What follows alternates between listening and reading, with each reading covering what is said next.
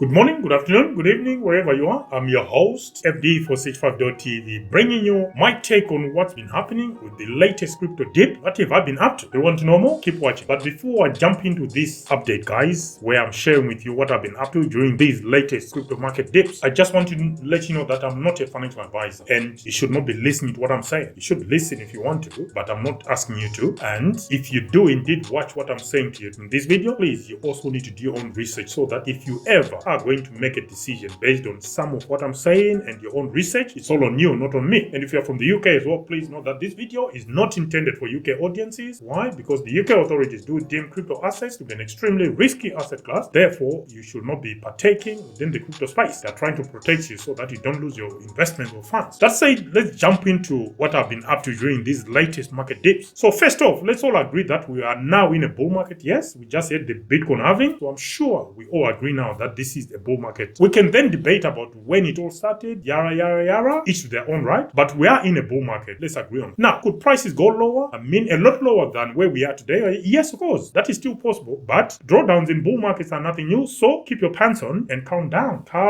The way prices behave in a bull market is totally different to how they behave in a bear market. For example, in a bear market, I may sell. I'm talking of I because that's what I will do, you see. I'm not telling you to do anything. In a bear market, like I said, I may sell into a rally and the prices may still find their previous bottom, which means I can then go and increase my position if I want to, or just skim some profits from the top. But in contrast, in a bull market, I can choose to do the opposite, which means I'll buy the drawdowns, which is buying the dips like now, and I try and be patient on the way up. But if my target prices are met, I will not hesitate to pull the trigger regardless of where the market may be on its way up. That said, and having made clear from the title of the video that I'm buying the dips, which crypto assets am I actually buying? Which crypto narrative am I actually loading up on? Here we go. Cosmos Network is a narrative, but it's the projects within that network. Which ones am I going into? So most people have been following us here on YouTube as well as on our free to join Patreon channel. They know I've been all over HDRO protocol, which is a DeFi protocol on Injective. Like most of you know, if you follow us and you watch our content on the Patreon channel, I got in on the IDO on Mito Finance, that is. Then I followed up my IDO bags with more top-ups, including during the latest drawdown. For more on HDRO protocol, please follow the links in the description to see what I think about HDRO protocol. And I keep adding my bags as long as the prices remain low. The next one I've been loading up on, not to a greater extent, but I've been loading up on, because it's come down quite a lot by more than 50%. It's Injective, the ING coin itself. It is one of my keys to future airdrops. I think I've already had airdrops from the likes of HDRO protocol, among others. Through staking the ING coins, there are some future potential airdrops to come from either investing and staking the ING coins, and possibly from being active within the Injective ecosystem. I've got crazy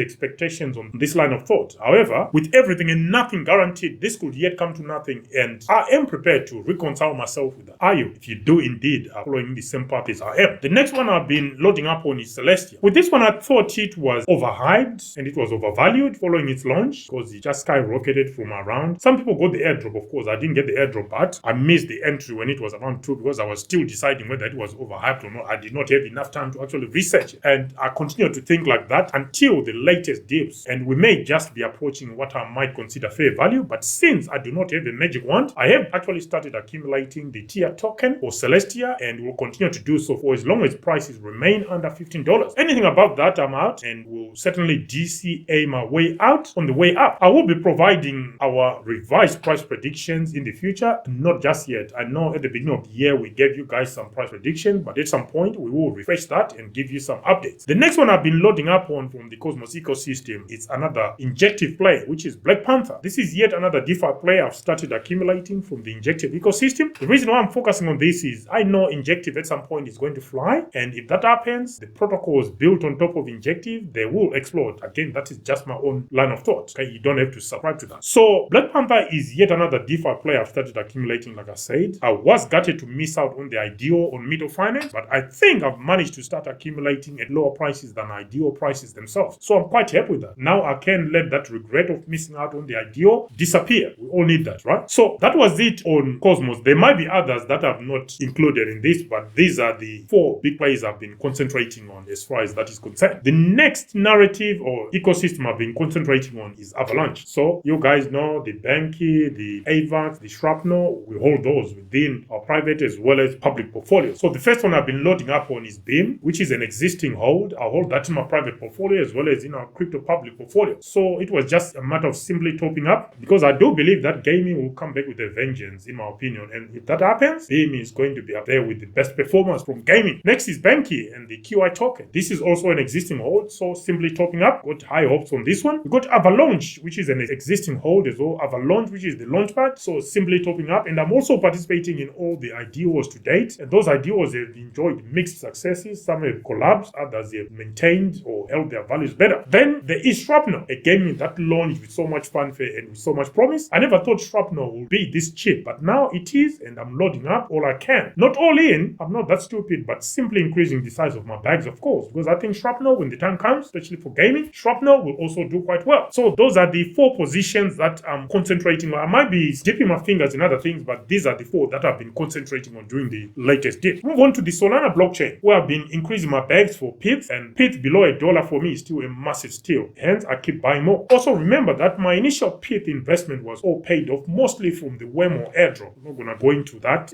as to why, but I think I've explained that in different videos, whether on YouTube or on our free to join Patreon channel. And Wemo is showing a lot of strength as well in these conditions. I have been topping up my bag, but I think it's been really strong, showing some strength. Another Solana project I've been adding is Jupiter. This one is promising to be one of the most advanced swap aggregation engines, not just for the Solana ecosystem, but for the wider crypto ecosystem. We shall see what direction the team and the wider Jupiter community take this one. But as a recipient of the Jup airdrop myself, I've been topping up my bag each time the price drops below $1. Jupiter is not one of my largest Solana bags, but it's up there with the bigger plays or the bigger guys within the Solana ecosystem. And then we go on to Camino Finance and the KMNO token. I started watching out for this one when some Solana dedicated YouTube channels started talking about the Camino airdrop farming. I'll see if I can identify and locate them. I might just leave some links in the description. I chose not to farm this one, but I think I opened my positions in Camino at almost the absolute lows. I think it was between 3.7 cents to 3.9 cents, which at current prices, I think it almost touched 10 cents. I'm over 2x, going for 3x and maybe more. And if you are a member for a free to join Patreon channel, then you would have seen my buy alert on this one, and maybe if you decided to move, then you probably made an entry at around 4 cents when the content was posted on our free to join Patreon. Those who are in the know. And now we are above 9 cents. Maybe it's dipping below 9 cents, I'm not sure, but at the time of recording, it was dipping, it was above 9 cents in a matter of just a couple of days. Like I pointed out to the Patreon community, free to join Patreon channel, I have high expectations for this one and looking forward to how this one pans out. Star Atlas with the Atlas token. Maybe you could say I'm suffering from hangover from the last cycle. When it first launched, it was billed as the game of the century for Web3, and it was being talked about in the same breath as Illuvium, and I still hope that this is the case in the future. The nice thing with Star Atlas for me is that my exit strategy is triggered from very low levels, the price of the Atlas token, such that I can even enjoy the pleasure of holding a decent moon bag all the way up to the top and possibly on the way down again without being that much out of pocket. Just playing or gambling with house money after a certain point. And then the fourth category or ecosystem is Cardano, and I got to mention this one. It's World Mobile token. One of my dipping plays I added to my World Mobile token positions when prices dipped below 30 cents. And I shall hold this one way into the bull market. And of course, we'll be selling out at some point. This is actually one of Cardano's most successful projects and most promising crypto projects alongside a few more. And if you follow us as well, you know we started talking about World Mobile from 2022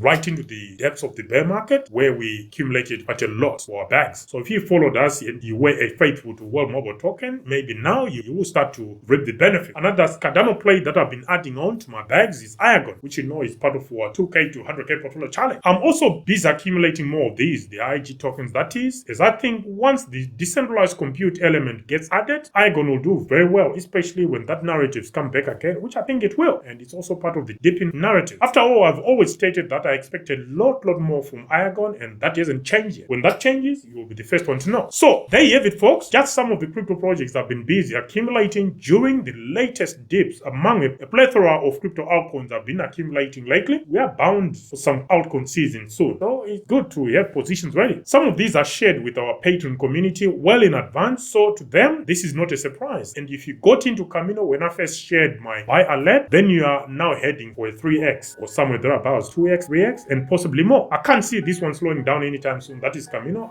because what they're proposing, their value propositions, they're quite strong. And for more on Camino, if our DRO or risk evaluation video is not ready yet, when it's ready and it's posted, I think that one is a must watch as well. Not financial advice, but it might teach you one or two things on how we went about researching Camino. Now, that that's it for this latest episode of sharing with you how I've been acting and performing around the latest dip. I'm not cowering, I'm not running away, I'm not cashing out. If anything, I'm consolidating and adding more to my bags. What have you been doing? If you've been selling off, unfortunately, you won't make it in this space. You want to buy when the markets are red and there's blood on the street. That's when you should be hungry. You should actually feel guilty if you don't have any dry powder and the markets are red. So that's the time to go in and buy. If you're selling when they're red, you're doing it wrong. It's the other way around. You buy red, sell in green. That's how you make money in any investment. Anyway, guys, that's it from your host, FD465.tv. Just sharing my thoughts regarding the latest crypto dips, what I've been up to, the projects I've been adding. What have you been adding? Let us know in the comment section of the ones I've shared with you and told you I added to my bags. Which ones do you hold and which ones do you think were the wise accumulation? Let me know in the comment section. Until the next one, I'm your host, FD465.tv, signing out for now. Bye.